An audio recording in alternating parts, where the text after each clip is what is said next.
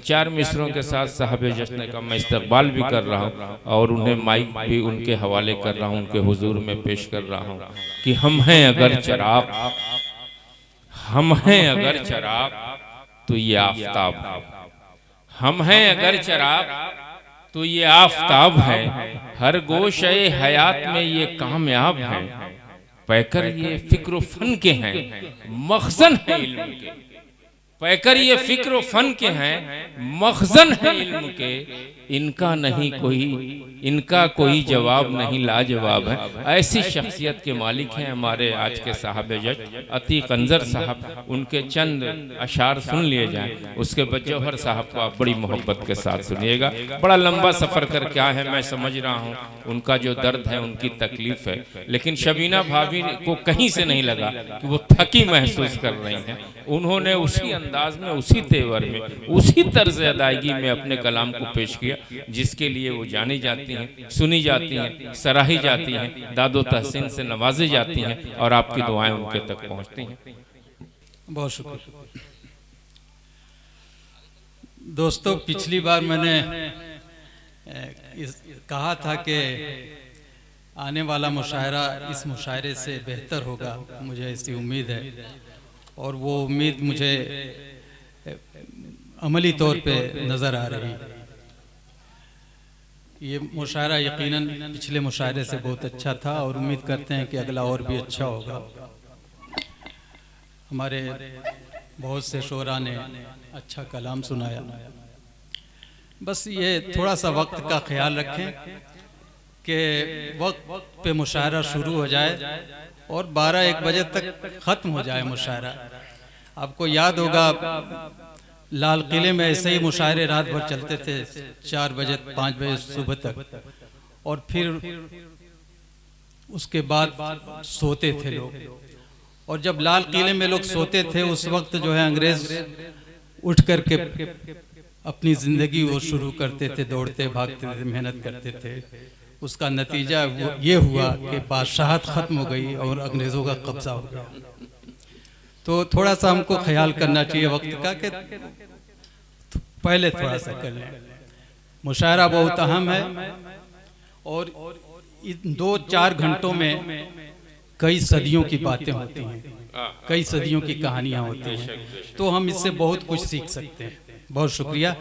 मतला देखिए कि मतला क्या, एक शेर देखिए कि ख्वाब तो आबरू है आँखों की, ख्वाब तो आबरू है आँखों की, ख्वाब तो आबरू है आँखों की, ख्वाब दे या मेरी आँखें ले जा।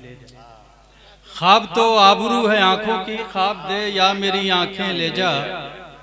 फूल चूमेंगे तेरे होठों को, फूल चूमेंगे तेरे होठों को, मेरा लहजा मेरी बातें ले जा। फूल चूमेंगे तेरे होठों को, मेरा लहजा मेरी बातें ले जा।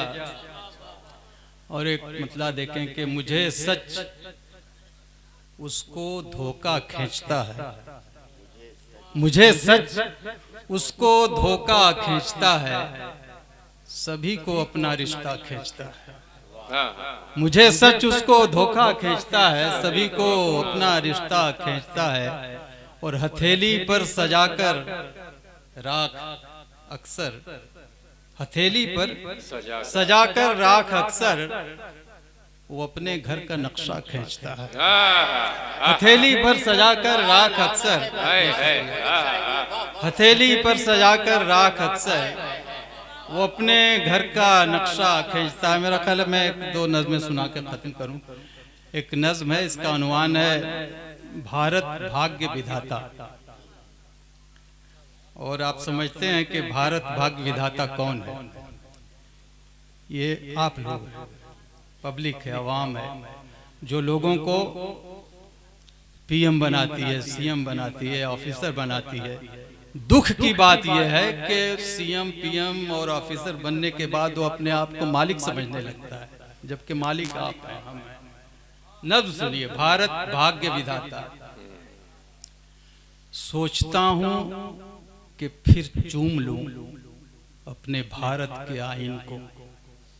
सोचता हूं कि फिर चूम लूं अपने भारत के आईन को, अपने दस्तूर की उजली पेशानी को एक लंबा सा बोसा दूं और अपने भटके हुए सेवकों से कहूं, और अपने भटके हुए सेवकों से कहूं जिनके खाली सरों में भरम भर गया है, भरम भर गया है कि मालिक हैं, हाकिम है वो, और हम लोग नौकर हैं, महकूम है, और हम लोग नौकर हैं, महकूम हैं। ऐ नए दौर के ना समझ सेवकों, अपनी औकात ही में रहो। हम हैं मालिक तुम्हारे, हमें गौर से देखो, पहचानो भारत की जनता है हम, हमसे भारत की तकदीर है, हमने सेवक बनाया है तुमको। सो ईमानदारी से मालिक की सेवा करो। अच्छा सेवक वही है जो मालिक का अपने वफादार है, और सेवक अगर खुद को मालिक समझने लगे तो वो गद्दार है, तो वो गद्दार है। बहुत शुक्रिया जी, बहुत शुक्रिया। एक छोटी सी नज्म है, आप लोग गांव से ताल्लुक रखते हैं, जानते हैं शिकार किस तरह करते हैं हिरन का या जानवर का। 3 तरफ से उसको हाँकते हैं और चौथी तरफ फायर करते हैं जब वो शिकार भागता है।